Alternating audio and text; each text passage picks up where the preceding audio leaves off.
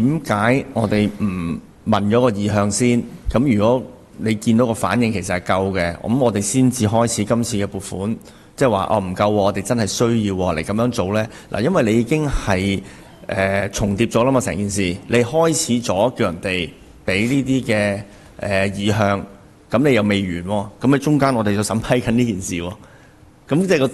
程序或者次序上，如果你安排得好啲嘅話，其實你就可以唔使諗呢6000萬或者即係1億幾嘅提案誘因，而先睇睇個市場反應先。呢一個嘅提案誘因呢，令到我好大嘅質疑，成個程序上而家搞緊乜嘢事？頭先我講過啦，喺今年嘅2月27號咧，喺民政事務委員會上面呢，你提出嘅文件呢，係冇講過會有呢個1億8千萬嘅提案誘因俾一啲嘅落選咗嘅入標者嗰3間。咁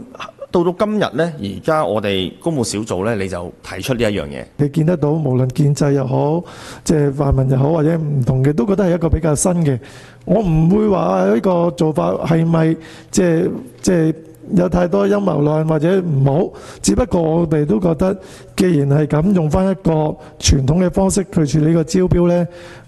似乎好啲，甚至乎即係6000萬，大家都覺得太多。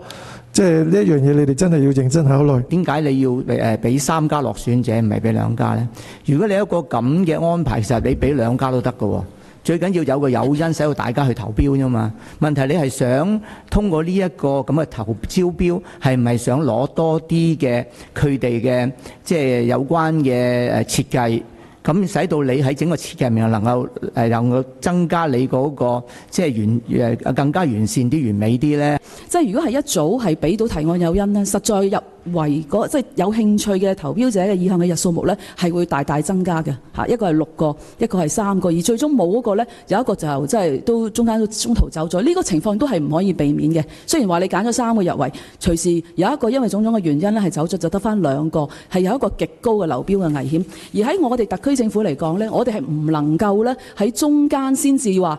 我哋而家先加入一個提案誘因呢係唔得嘅，因為我哋個採購嘅條例唔容許我哋中間呢係改變嗰個遊戲規則。